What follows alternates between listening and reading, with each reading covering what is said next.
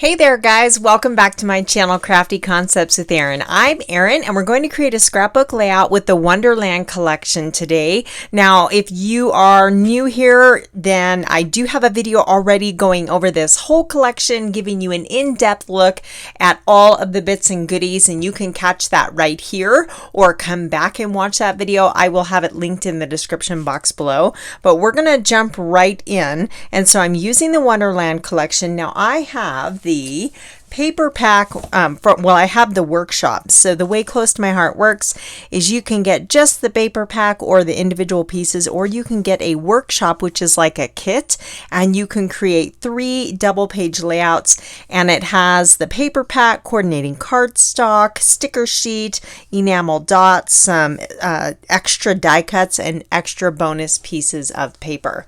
So I am pulling from the workshop, and if you guys have been watching my channel for a while, you know I love to do my own thing. I have these 2 photos of my son and his girlfriend. This was last Christmas and they were building gingerbread houses, as you can see right there. And the little houses reminded me of the houses in the Wonderland paper pack. And so you'll see, I'm going to pull some of the die cuts and you'll see how cute the little houses are going to go along with the gingerbread house theme. So let me clear this up and we'll get started. I'm going to bring in my VersaMat. That'll help me get everything straight. And for my base paper, we're going to do, instead of white daisy, we're going to use this pattern paper. Now this is one of the bonus pattern papers that you can only get in the workshop. Isn't that pretty? It's the wisteria background with all these swirlies on there. Now I like to keep this in place. I use removable glue dots or any type of removable adhesive that will come right off when you're done, and that will just hold this in place. You can use washi tape or like post-it removable tape, anything like that, but I think the removable adhesive works really, really well. I've already gone ahead and cut down a couple pieces of the pattern paper. Now this one here is Glacier with these fun little polka dots. They remind me of snow flurries. That is 5 inches by 12 inches. And then this is another pattern paper that is exclusive with the workshop, and it was of course 12 by 12. And I've cut that down to 9 by 9. So what I'm thinking is running this strip here, and then we're going to put this one in the center like so, and then I can bring my 2 pictures. These are cut to 4 by 4 inch square, and I've printed them with the white margin or the white border there, and I think I'm going to put them just like that. Now what I did is I went ahead and pulled a bunch of die cut pieces from project 1. So this is the layout that you can create if you follow along exactly. You can see there's that seam background paper, and I'm going to use a lot of these die cuts, but I'm going to switch it up and do something totally different. They have a double page layout, but I only had these 2 photos. But isn't that pretty? I think this would look so neat on a winter paper as well, like a snowy paper. So this is going to kind of create an anchor for the bottom of my page and for my embellishments. And wait till you see these. They're so cute. We have all these little houses, and again, I thought they were just so perfect for my little gingerbread houses. So I'm going to kind of follow along with a similar look to what they have on their layout, and I'm just going to arrange these across the bottom. There's little tree die cuts, and I'm going to put this one over here because we have the glacier, so we want to draw that over, so it makes sense to put that tree on that side.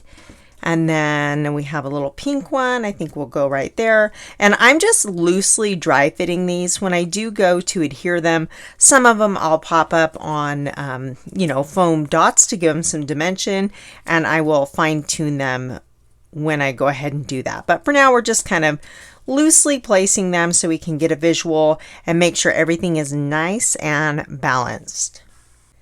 I have a couple more pieces here, but I think I'm going to create another little cluster up in the upper corner perhaps. I'm thinking my title there, so we're going to hang on to those. But aren't those cute? This is seriously the reason why I love this whole collection. I was just really drawn to these little die cuts, the little houses, and just little winter village I thought was so fun. So I'm going to bring in my charcoal ink and my little ink blending foam here. The rooftops in the houses are the charcoal color, so we know that that is going to go along and coordinate very nicely with this collection. It's a little bit softer than using you know, like a rich black color. So this is printed on photo paper and it takes up this ink beautifully. You could definitely go around with you know, I mean, obviously do the same thing. If you matted them on white cardstock, that would work as well. But I'm just adding some ink to the edges, and this is going to help that stand out because it's on a white photo mat against a white background, and we definitely want to create that shadowing around the edge. So you'll see how much more that photo stands out compared to the other side. I totally thought about doing like a gingerbread type of layout. And let me show you guys, there's a really cute stamp set in the catalog. I want to grab it real quick. There is the Holiday Village stamp set, and you can get this with coordinating thin cuts, but isn't that cute? And those would work really well for gingerbread houses. You can see how they've used them here, and they've stamped them on craft cardstock to really play up that whole gingerbread look. But something like this would work really well too for a layout like this where you want to have like a little Christmas village. I thought I had that stamp and it turns out I ordered it late, so it is on its way. I was going to use it today and I'm like, where the heck is it? So then I checked my order history and I'm like, oh, I did not order it. I've actually not done that before. I need to get a little bit more organized apparently. So anyway, just get ink around the edge. I like to go in a little bit more on the corners, kind of create that little vignette, and just like so. What I'm going to do is go ahead and ink the edge of the glacier cardstock and this piece, and I'm actually going to gut this purple piece and remove the center that's underneath there because I don't want to waste that. So I'm going to do that off camera and I'll be right back. So I got everything glued down and I gutted that base paper. So I just cut out the middle and saved that for another project. I'm telling you guys, I stopped the camera at the perfect time because I have teenage boys and they're off today and a pack of them just came through my house. So rather than fight it, I just stopped, made myself a cup of coffee and waited for the herd to migrate on through. So now that I have the house to myself again, we can get going. It's actually raining outside. It is perfect crafting weather. So yeah, coffee was definitely in order. I don't need excuses to you know, make myself a second cup of coffee, that's for sure. So I am thinking with these extra little pieces, I'm going to do something up in this little corner here, possibly, maybe, we'll see. There's also this little dovetailed pattern paper here from the workshop. That was a little die cut piece. I think that'll look super cute right there. And then there's a sticker that says good times. And can we just take a second to appreciate that that is the exact color of her sweater? I don't know if you guys caught I did a pumpkin spice layout back a couple months ago of this, you know, my son and his girlfriend, and her sweater matched that layout perfectly too. So if you're a scrapbooker, you get excited over stuff like that. For my title, I grabbed this off the coordinating sticker sheet. It says "You Melt My Heart," and I think that's going to be just perfect and very appropriate for these two. But I think I'm going to add some ink blending behind that.